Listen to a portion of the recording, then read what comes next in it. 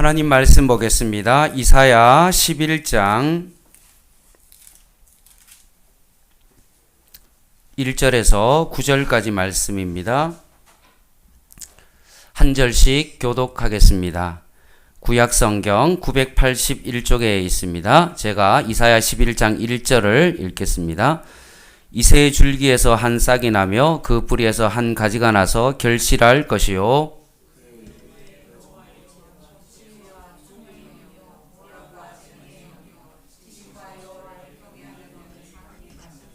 그가 여호와를 경외함으로 즐거움을 삼을 것이며 그의 눈에 보이는 대로 심판하지 아니하며 그의 귀에 들리는 대로 판단하지 아니하며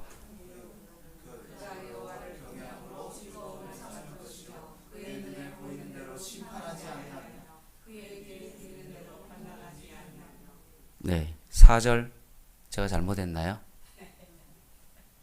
제가 뭐 실수한 건가요? 아니에요. 네. 네. 4절을 읽어야 되는데 3절 읽으신 거죠? 네, 네. 여러분 4절 읽으시면 됩니다. 시작.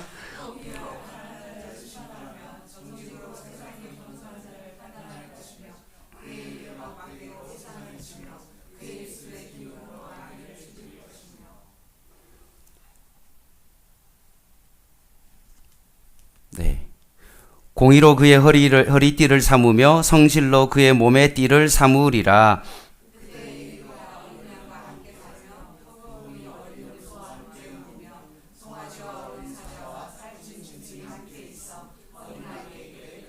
암소와 곰이 함께 먹으며 그것들의 새끼가 함께 엎드리며 사자가 소처럼 풀을 먹을 것이며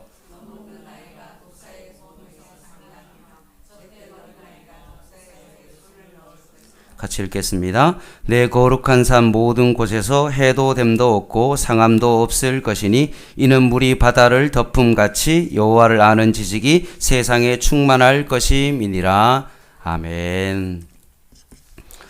이사야 40장 말씀을 좀 펴 놓으시고요. PPT 보지 마시고 성경 보도록 하겠습니다. 구약성경 1013쪽 성경을 좀 펴시고요. 계속해서 쭉 한 절씩 보면서 넘어가야 되니까 그렇게 한 절씩 보도록 하겠습니다.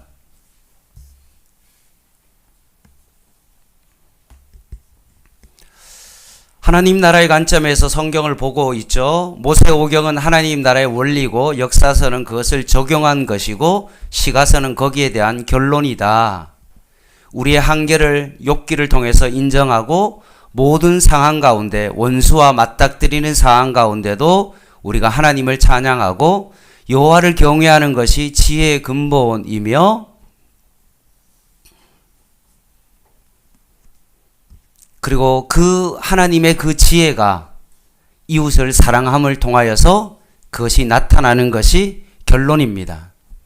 이 원리가 적용되어지고 결론이 났지만 그럼에도 불구하고 우리가 그렇게 살아가지 못하는 우리들의 삶의 현실을 보면서 이 결론 속에 참다운 결론이 나오는데 그 결론이 바로 선지서다라고 제가 말씀드렸고 그 선지서에 모범이 되어지는 모델이 되어지는 그 이사야 말씀을 저희가 지난주에 배워봤고 다 하지 못하고 중간에 급작스럽게 끊고 또다시 이 말씀을 이어가려고 그럽니다. 지난주에 제가 이사야가 총 몇 장이라고 말씀드렸습니까? 제가 성경이라고 제가 힌트를 드리면 몇 장요? 66장이라고 그랬어요. 그래서 39장까지는 뭐라고 얘기했습니까? 구약이다. 그리고 40장부터 66장까지는 27권이기 때문에 신약이다 라고 말씀드렸습니다. 그래서 우리가 앞부분을 봤는데 이 앞부분은 뭐냐 하면 심판이 당연하다. 심판받을 수밖에 없다 라고 제가 말씀드렸습니다. 극상품의 포도나무를 심었는데 들포도나무를 맺었다는 거죠. 좋은 정말로 극상품의 포도를 심었는데 들포도나무를 맺어서 입에 넣었는데 뱉어버릴 수밖에 없는 그런 삶을 이스라엘 백성이 살아갔다는 거죠. 하나님은 거룩하신데 제 가운데 우상 숭배하고 가나안 땅의 그 우상과 바알과 아세라를 섬기는 그들의 모습 속에 심판은 당연한 거다라는 것을 살펴봤습니다. 그러면서 오늘 우리는 이제 40장부터 66장까지 다 살펴볼 수는 없는데 이제는 것들이 심판에서 완전히 변하여서 신약으로 넘어가서 메시아에 의한 하나님의 소망의 메시지로, 그래서 앞장은 구약인데 심판의 메시지로, 이제 오늘부터 볼 말씀은 소망의 메시지로 오늘 말씀을 보려고 합니다. 자, 이사야 39장을 한번 보겠습니다. 어떻게 40장으로 넘어가는지 한번 보겠습니다. 39장 1절에 보면 히스기야가 병이 들었습니다. 근데 나았어요. 그래서 이 소식을 듣고 바벨론 왕 무로닥 발라단이 히스기야가 병이 나았다는 소식을 듣고 신하를 보내어서 2절에 있는 것처럼 예물을 보내어서 히스기야에게 병문안 겸 병이 나은 것에 대한 한대를 하게 되어집니다. 그때 히스기야가 이 바벨론에서 온 신하들 앞에서 어떤 일을 했습니까? 좀 몸은 괜찮으십니까? 라고 했더니만 히스기야가 아무런 문제가 없습니다. 다 나았습니다. 라고 그렇게 대답하면서 내가 보여드릴 게 있다 라고 하면서 어떻게 했습니까? 본문에 있는 것처럼 보물 창고를 열어서 2절에 보니까 은금과 향료와 보배로운 기름과 모든 무기고에 있는 것을 다 보여준 겁니다. 히스기야가 궁중의 소유와 전 국내의 소유를 보이지 아니한 것이 없다라고 할 정도로 그 바벨론의 그 신하들에게 모든 것을 완전히 공개한 거죠. 국가의 모든 기밀을 다 공개해 버린 것입니다. 그랬을 때 이사야 선지자가 3절부터 뭐라고 이야기하냐 하면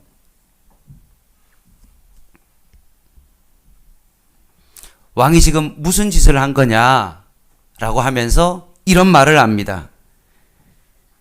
너가 가지고 있는 이 모든 것들, 너가 보여준 보물창고의 모든 것들을 다 빼앗길 것이다. 그리고 바벨론의 포로로 너희들이 끌려갈 것이다. 6절에 나오죠. 보라 날이 이르니니 내 집에 있는 모든 소유와 내 조상들이 오늘까지 쌓아둔 것이 모두 바벨론으로 어떻게 된다고 되어 있습니까? 옮긴 바 되고 남을 것이 없다라고 말합니다. 그리고 7절에 또 이게 참 비참한 내용인데요. 또 내게서 태어날 자손 중에서 몇이 사로잡혀 바벨론 왕국의 한간이 되리라 하셨나이다 하니 라고 하면서 뭐라고 합니까? 너의 자녀들이 결국은 바벨론 포로로 끌려갈 것이다. 이게 39장의 마지막이에요. 여러분 이 39장을 보면서 어떤 마음이 드십니까? 나라의 모든 보물과 조상 때부터 갖고 있었던 모든 물질들이 한순간에 바벨론으로 다 옮겨져 버리고 여러분의 자녀들이 다른 나라에 포로로 끌려간다. 그러면 어떨까요? 여러분 아마 억장이 무너지지 않겠습니까? 나는 포로로 끌려가는 건 괜찮고 내가 물질이 좀 없어지는 어떤 그런 것은 괜찮은데 여러분, 여러분의 자녀가 다른 나라에 포로로 끌려간다. 착고에 처해서 밧줄에 묶여가지고 굴비 엮듯이 끌려서 다른 나라에 포로 생활을 한다. 그럼 어떨까요? 정말로 참담할 거라고 저는 생각합니다. 이러면서 39장이 마무리됐어요. 결국 구약이 마무리된 거죠. 그런데 갑자기 이 39장의 구약의 말씀, 참으로 어두웠던 그 말씀이 어떻게 보면 사실 자녀가 이렇게 되어진다면 내가 살아갈 소망이 없고 희망이 없는 그 상태 아니겠습니까? 나는 어떻게 되든지 정말로 고생을 하고 그래도 내 자녀만큼은 잘 되기를 바라는 그런 마음이 있는데 자녀가 정말로 망하게 되었다라는 그것을 들었을 때 아무런 희망이 없는 그 상태 가운데 하나님께서 40장의 말씀을 주신 거예요. 그 말씀을 보려고 합니다. 희망이 없는 상태에 하나님께서 이사야 40장을 통해서 위로와 소망의 말씀을 보게 되어집니다. 그래서 이제 40장부터는 이제까지 39장까지 보면서는 참 마음이 암울하고 뭔가 힘들고 어둡고 잿빛의 말씀이라면 이제 40장부터는 뭔가 파이팅을 할 수 있고 뭔가 소망을 가지고 이 말씀을 볼 수 있고 그리고 40장 이후부터 우리가 이 말씀을 보면서 우리가 많이 하나님 앞에 찬양하는 찬양의 가사들이 소망의 메시지, 희망의 메시지니까 이 가사를 가지고 찬양 가사가 많이 나왔는데 그것을 같이 한번 살펴보도록 하겠습니다. 그래서 40장 1절 말씀을 한번 보시면 이렇습니다. 너희의 하나님이 이르시되 너희는 뭐라고 말씀합니까? 위로하라. 내 백성을 위로하라. 그래서 이제 40장부터 이사야를 통해서 소망을 주고 있고 위로를 하고 있는 것입니다. 지금 누가 이것을 말하고 있습니까? 이사야가 지금 이것을 말하고 있는 것입니다. 이사야가 자기의 입술을 통해서 하나님이 주신 메시지를 지금 전하고 있는 것입니다. 그러면서 뭐라고 이야기합니까? 2절 너희는 예루살렘의 마음에 닿도록 말하며 그곳에서 외치라 라고 말하면서 뭐라고 이야기하냐 하면 그 노역의 때가 끝났다 라고 말씀합니다. 그 노역의 때는 뭡니까? 아까 39장에 이야기했던 것처럼 자녀들이 어떻게 되어집니까? 바벨론의 포로로 끌려가는 종살이하는 어떤 그 노역의 때가 끝나는 날이 올 것이다 라고 그렇게 말씀합니다. 39장에는 너무나 침울했는데 40장으로 딱 넘어오면서 분위기가 확 바뀌어버립니다. 종으로 힘들게 살았던 그때가 끝났다라고 말하면서 3절 말씀이 나옵니다. 외치는 자의 소리여 이르되 너희는 강야에서 여호와의 길을 예비하라. 사막에서 우리 하나님의 대로를 평탄케 하라. 골짜기마다 도두어지며 산마다 언덕마다 낮아지며 고르지 아니한 곳이 평탄하게 되며 험한 곳이 평지가 될 것이요 라고 그렇게 말씀하고 있습니다. 이 말씀을 보니까 어떤 말씀이 생각납니까? 신약의 세례 요한 이 생각나죠.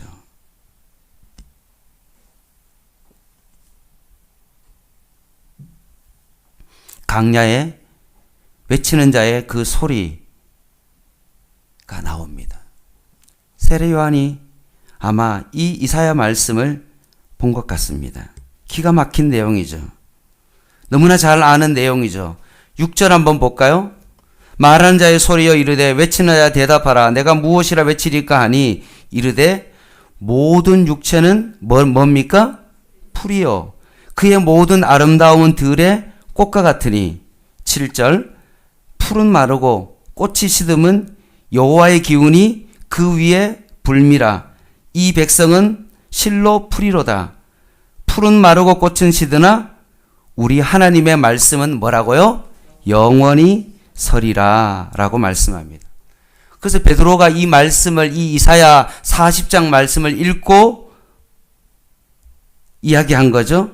풀은 마르고 꽃은 시드라 여호와의 말씀은 영원히 선다라는 이 말씀을 하게 되어진 것입니다. 그리고 하나님께서 뭐라고 이야기하냐 하면 15절 말씀 보시기 바랍니다. 14장 15절 말씀 보라 그에게는 열방은 무엇을 이야기합니까? 세상의 모든 것들 전 세계와 이 세상의 모든 나라들이 어떻게 표현하고 있습니까? 큰 통이 하나 있습니다. 한 20리터 한 말 되는 어떤 그런 통이 있는데 이 세상 열방은 그 통 속에 물에 뭐라고 이야기합니까? 한 방울의 물과 같다 라고 말씀합니다. 그리고 그들은 저울에 작은 티끌 같고 섬들은 떠오르는 뭐라고 말합니까? 먼지 같다 라고 말씀하고 있습니다. 그러면서 18절 말씀에 너희들이 무슨 형상에 하나님의 형상에 대해서 이야기하면서 19절에 이야기합니다. 우상이 나오죠. 그 우상 누가 만들었냐? 장인이 만들지 않았냐? 장인은 누구를 의미합니까? 사람이 만들었죠. 그 우상도 어떻게 합니까? 사람이 만들었다라고 말씀합니다. 이 세상은 물 한 통에 물 한 방울과 같은 그런 존재이고 너희들이 우상 숭배해서 만든 어떤 그런 모든 것들은 다 사람이 만든 것이 아니냐라고 말씀합니다. 그러면서 21절 너희가 알지 못하느냐 너희가 듣지 못하느냐 태초부터 너희에게 전하지 아니하였느냐 땅의 기초가 창조될부터 너희가 깨닫지 못하였느냐라고 말하면서 이 세상은 물통에 한 방울의 물과 같은데 하나님은 어떤 분이시라는 겁니까? 22절에 땅 위에 어디 앉았다고요? 궁창에 앉으시고 땅에 사는 사람들은 어떻습니까? 메뚜기와 같고 그가 하늘을 차일같이 쫙 펴셨는데 거주할 천막같이 하나님께서 치셨다라고 그렇게 말씀하고 있습니다.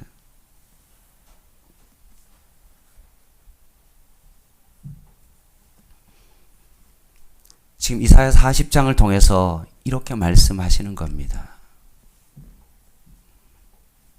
39장까지만 해도 자식이 포로로 끌려가고 참 암울한 상황 가운데 있었지만 40장이 되어서 하나님께서 소망의 메시지를 주면서 그 백성을 위로하면서 하시는 말씀이 무엇입니까? 너희가 그렇게 우상 숭배하고 섬겼던 그 모든 우상들은 사람이 만들었고 너희들이 생각하는 이 세상이 엄청 커 보이지만 이 세상은 물 한 통에 물 한 방울과 같은 그런 존재와 같은 그런 것이다. 그러나 창조주 하나님은 어떤 분이시라고요? 궁창 하늘에 앉아 계셔서 이 하늘을 완전히 쫙 펴시면서 이 땅의 기초를 놓으신 누구와도 비교할 수 없는 창조주 하나님이시다 라고 이사야 40장을 통하여서 위로하시는 그 하나님에 대한 브리핑을 지금 하고 있는 것입니다. 그러니까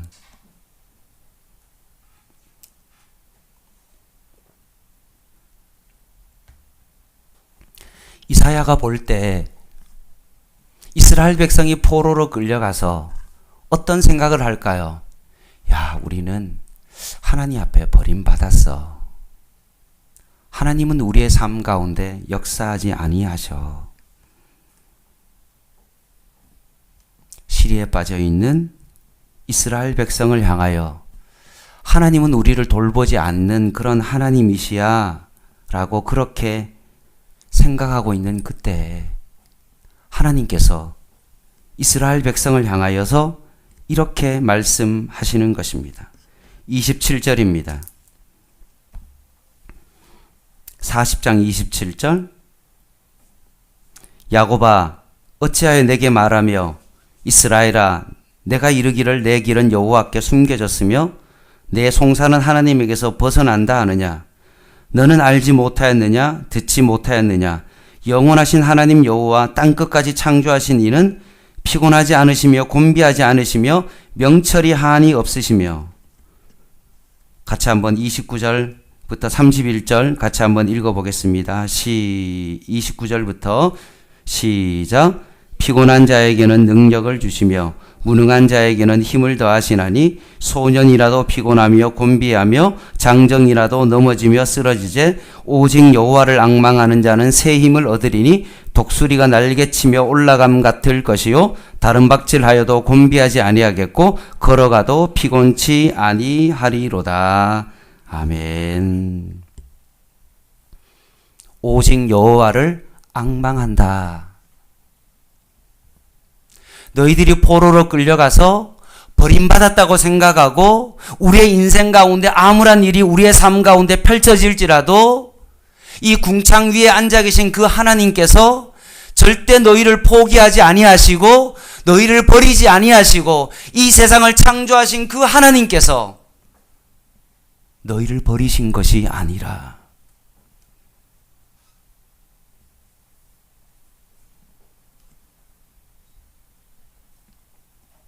너희들이 포기하지 않고 끝까지 하나님을 앙망하고 바라본다면 하나님께서 너희들의 삶 가운데 반드시 역사할 것이다. 너희들에게 이길 새 힘을 너희에게 주실 것이다. 독수리 날개침 같이 올라가는 하나님의 놀라운 역사가 일어날 것이다. 다른 박질하고 걸어가도 피곤치 않는 그런 놀라운 역사가 너희들의 삶 가운데 일어날 것이다. 그러니 너희들이 정말로 지금 힘들고 어렵다 할지라도 포로로 끌려가서 너희가 버림받았다 할지라도 거기서 포기하지 말고 끝까지 주님만을 앙망하며 그곳에서 기다려라 라고 하나님께서 이사야를 통해서 지금 위로하고 있는 것입니다. 그러면 어떤 일이 일어납니까? 이사야 41장 2절 말씀 한번 보시기 바랍니다. 누가 동방에서 사람을 일깨워서 공의로 그를 불러 자기 발 앞에 이르게 하였느냐? 열국을 그의 앞에 넘겨주며 그가 왕들을 다스리게 하되 그들이 그의 칼에 티끌 같게 그의 할에 불리는 초계 같게 하며 라고 말씀하고 있습니다. 말씀이 좀 어려운데요. 2절 말씀에 보면 누가 동방이라고 되어 있죠. 여기서 동방이라는 것은 동쪽을 의미하는 거잖아요. 과연 여기서 동방은 누가 되냐 하면 바로 이 동방은 바벨론을 의미하고 있습니다. 제가 지난주에 말씀드렸지만 북이스라엘이 721년에 아수르에 멸망하게 되어집니다.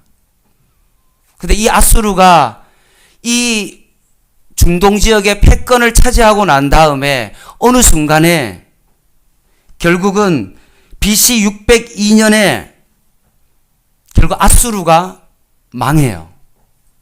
그리고 난 다음에 그 다음에 패권을 차지하는 나라가 누구냐 하면 바벨론이라는 나라가 등장하게 되어집니다. 그리고 바벨론이라는 그 나라가 순서상으로 등장하고 난 다음에 바사라는 그런 나라가 나오는데 그 동방에서 한 사람이 나오는데 그 사람이 누구냐라고 했을 때 한 인물이 나오는데 그 인물이 바로 이스라엘을 바벨론 포로에서 돌아오게 하는 한 사람이 있는데 그 사람이 누굽니까? 바로 고레스 왕입니다.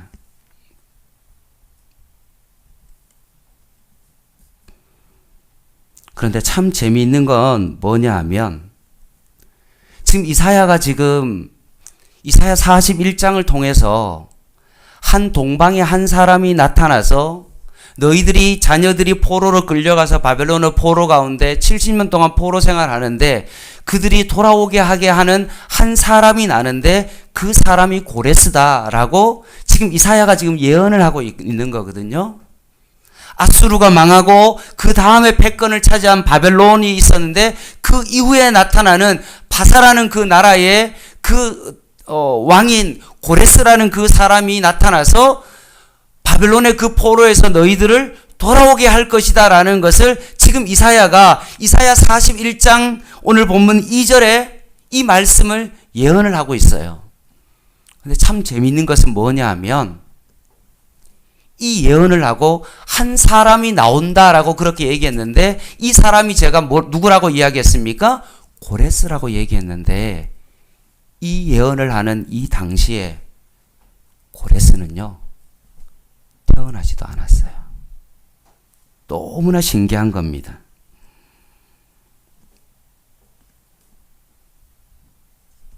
하나님께서 이사야를 통해서 한 동방의 사람이 나타날 것이다 라고 예언을 하신 겁니다. 그러면서 41장 10절 말씀을 한번 보시기 바랍니다. 같이 한번 10절을 한번 읽어볼까요? 시작.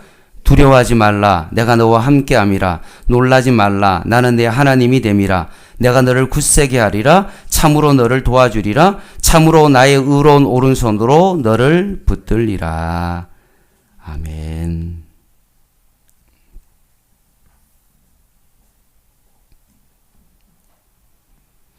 지금 바벨론의 포로로 끌려간 그 사람들은 우리가 우상 숭배함으로 말미암아 하나님으로부터 버림받았다는 그 이유로 엄청 힘들어하고 고통스러워하고 하나님이 버렸다라고 그렇게 생각합니다.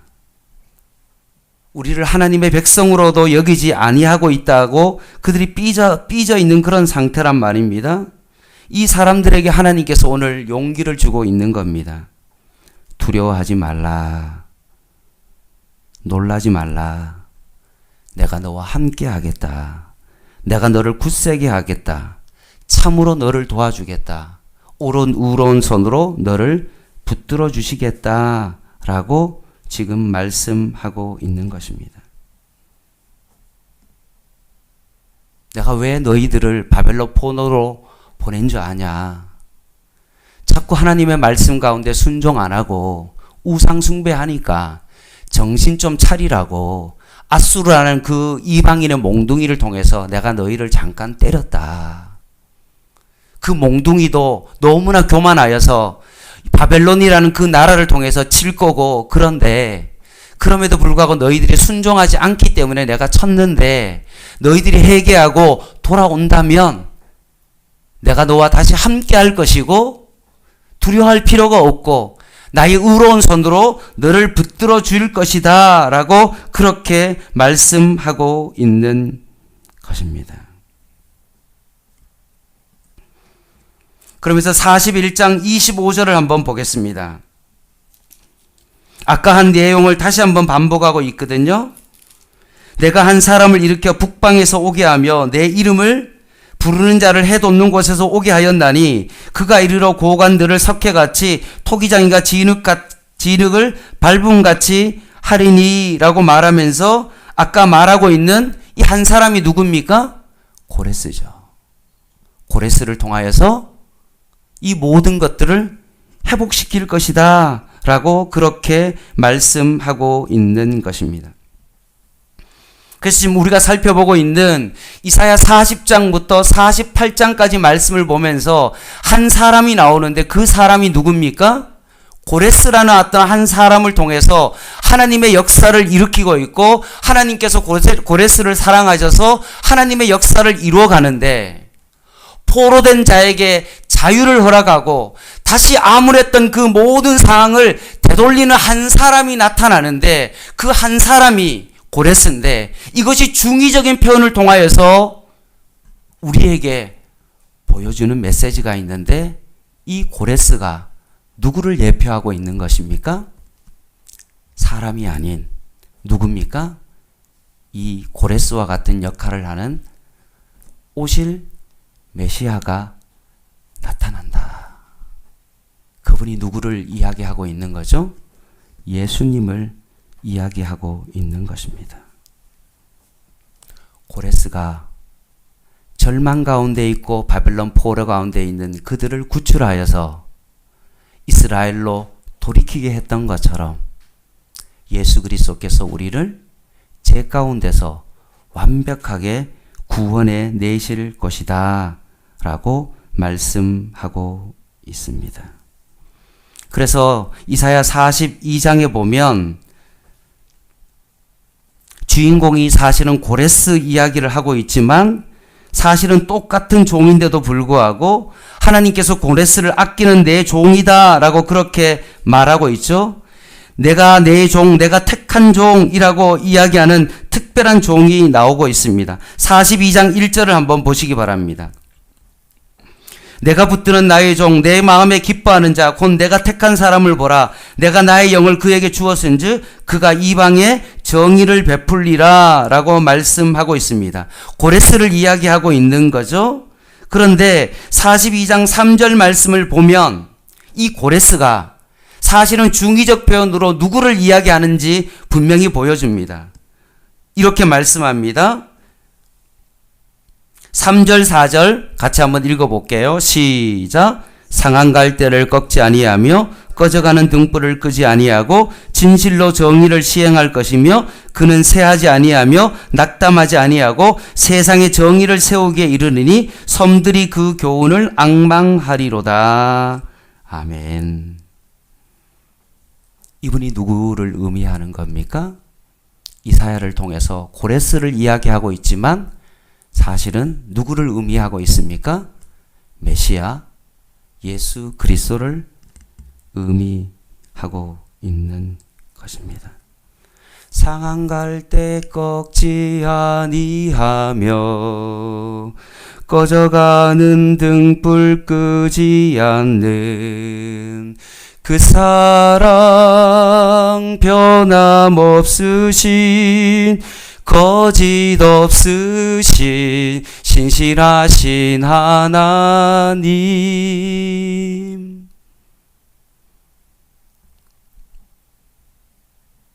하나님이 사랑하시는 종 고레스를 의미하고 있지만 사실은 이 나의 종, 사랑하는 종은 누구를 의미합니까? 예수님을 의미하죠.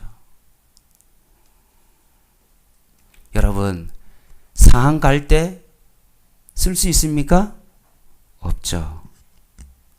좋은 갈대 예쁜 것만 보잖아요. 그런데 그 상한 갈대라고 필요 없다라고 꺾지 아니하신다라고 말합니다. 꺼져가는 등불이 지금 거의 완전히 꺼져가는데 훅 하고 끄지 아니하시고 살아날 수 있을까? 끝까지 약하더라도 끝까지 그 등불을 지켜내시고 위로하시는 그 종으로 예수님을 묘사하고 있는 것입니다. 42장 9절을 한번 보시기 바랍니다.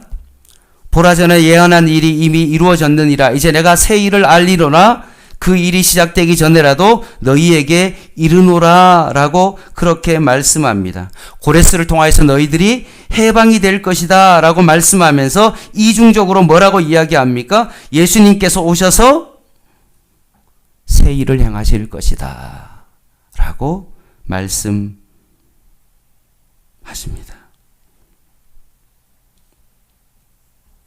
사실은 지금 이스라엘 백성은 포로로 살고 있는 거죠. 그런데 고레스를 통해서 결국은 해방될 것이다 라는 말을 하고 있지만 이게 이중적으로 예수님께서 오신다는 메시지를 써놓은 거죠. 그래서 43장 1절 말씀을 같이 한번 읽어볼게요. 43장 1절 말씀 같이 한번 읽어보겠습니다. 시작. 야곱아 너를 창조하신 여호와께서 지금 말씀하시느니라. 이스라엘아 너를 지으신 이가 말씀하시느니라. 너는 두려워하지 말라. 내가 너를 구속하였고 내가 너를 지명하여 불렀나니 너는 내 것이라. 아멘. 내가 너를 지명하여 불렀나니 너는 내 것이라. 내 것이라. 너의 하나님이라. 내가 너를 보배롭고 존귀하게 여기노라. 너를 사랑하는 내 여호와라. 고레스를 통하여 하나님께서 그들을 지명하여 불러서 포로 가운데 돌이키실 그 하나님처럼 예수 그리스도께서 이 땅 가운데 오셔서 우리를 어떻게 하신다고요? 너는 내 거야. 내가 너를 지명하여 불렀어. 네가 상한 갈대와 같이 아무 쓸모도 없고 버림받을 수 없는 어떤 너의 환경 가운데 있고 너무나 약하여서 곧 꺼져가는 등불과 같은 그런 존재이지만 그럼에도 불구하고 너는 내 거야.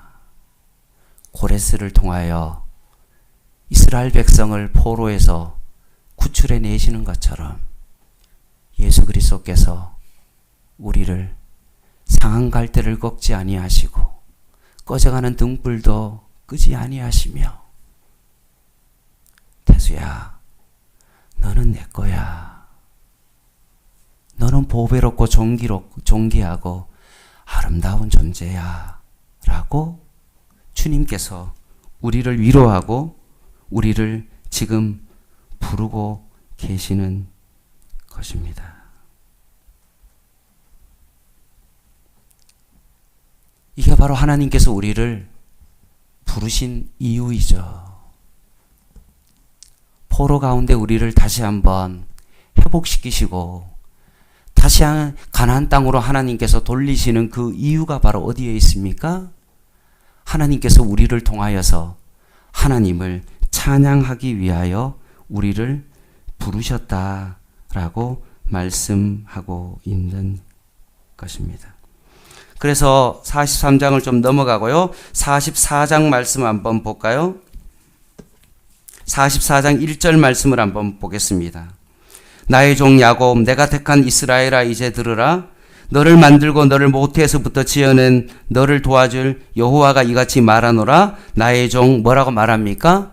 야곱아, 내가 택한 여스루나 두려워하지 말라 라고 말씀하고 계십니다. 그러면서 쭉 뒤에 말씀 쭉 하고 있죠. 9절부터 이렇게 말씀하고 있습니다. 네가 이제까지 믿고 있었던 우상이 있잖아. 그거 다 나무로 만든 거 아니냐. 그 나무로 만든 그 우상, 나무의 역할은 뭐냐? 땔감 아니냐. 그 땔감으로 너희가 뭐 했냐? 떡 구워 먹지 않았냐? 그러면서 하나님께서 뭐라고 말씀하십니까? 19절, 44장 19절 말씀 한번 보겠습니다. 같이 한번 읽어볼게요. 19장. 마음의 생각도 없고 지식도 없고 총명도 없으므로 내가 그것의 절반을 불사르고 또한 그 숯불 위에서 떡도 굽고 고기도 구워 먹었거늘 내가 어찌 그 나머지로 가증한 물건을 만들겠으며 내가 어찌 그 나무 토막 앞에 굴복하리요 말하지 아니하니 라고 되어 있습니다.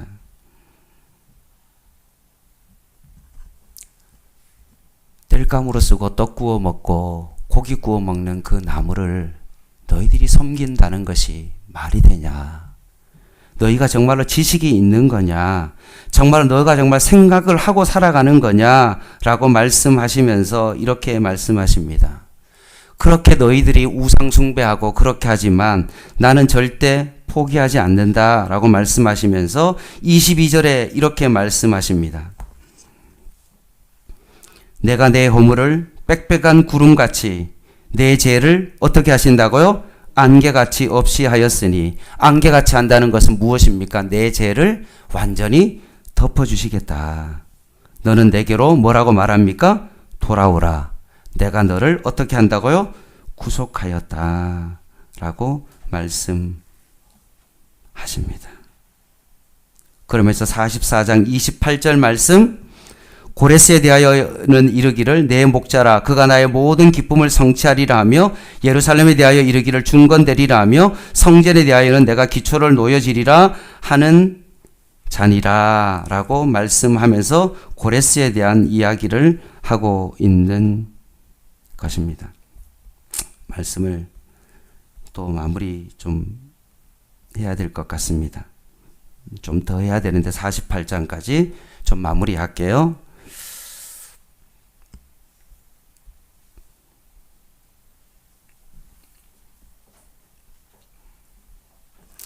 지금 이사야가 이 이야기를 하고 있는 때가 언제냐면 690년이에요.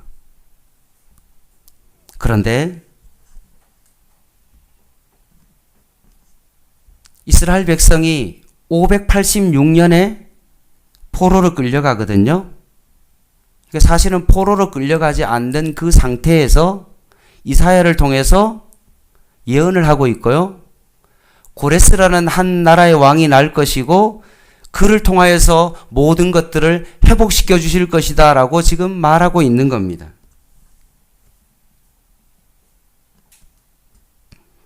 나중에 우리가 다니엘서를 통해서 알게 되겠지만 다니엘이 생각보다 바벨론 포로에 1차로 끌려갔지만 나중에 어디까지 고관으로 살아갔냐 하면 고레스가 있었던 그 3년까지 다니엘이 고위 간직을 갖고 있었던 거예요. 근데 학자들마다 추정하기를 뭐라고 이야기하냐 하면 다니엘이 분명히 어떻습니까?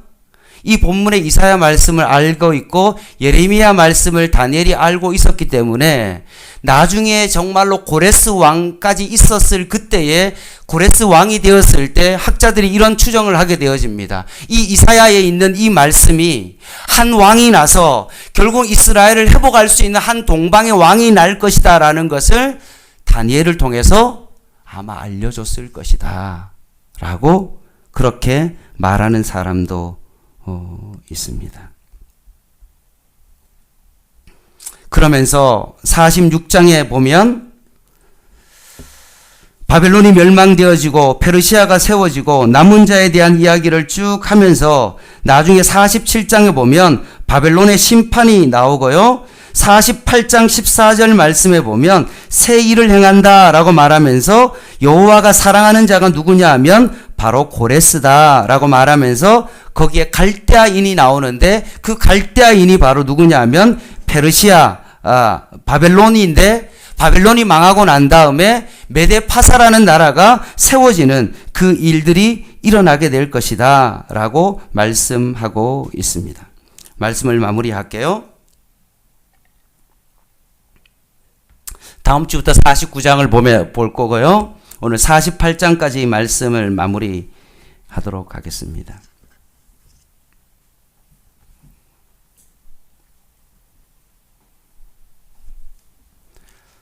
아직도 일어나지 않았던 그 예언을 통하여서 하나님께서는 이스라엘 백성을 향하여 위로와 소망의 메시지를 주고 있습니다.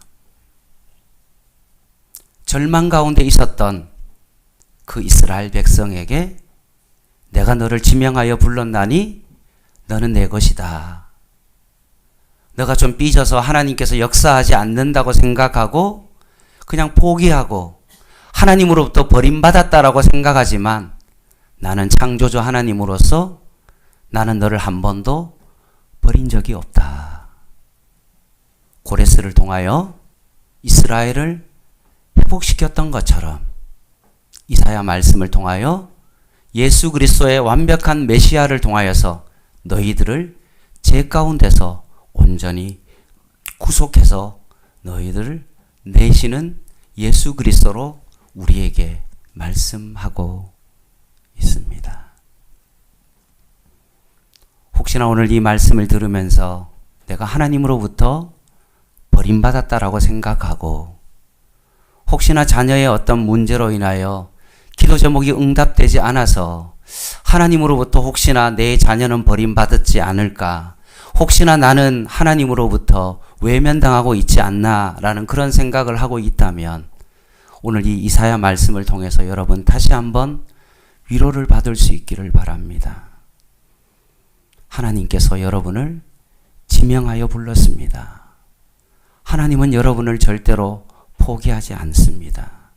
하나님께서는 사랑하시는 자 고레스를 통하여서 이스라엘을 회복시켜 주었던 것처럼 그 고레스를 통하여서 예수 그리스도를 예표하시고 예수 그리스도를 통하여서 우리의 소망 되신 그 예수 그리스도를 다시 한번 우리가 붙잡기를 원합니다.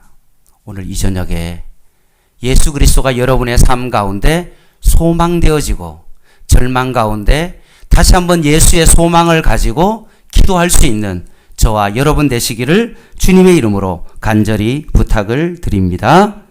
기도하겠습니다.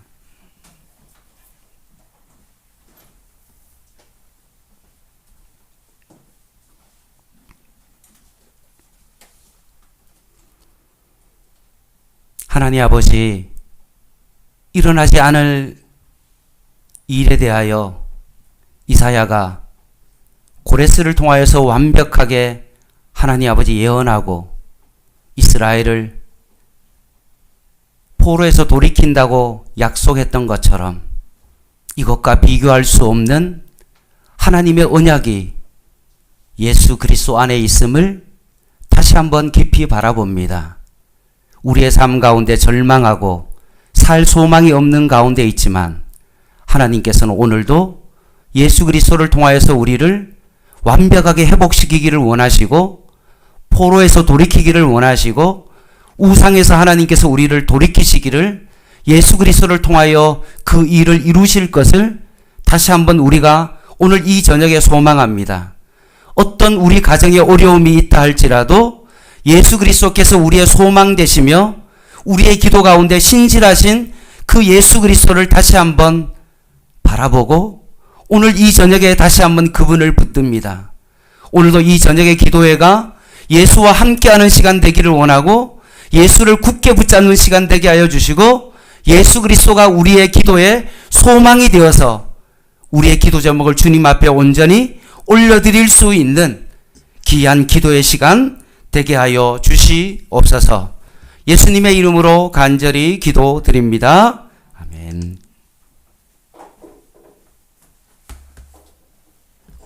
찬양하겠습니다.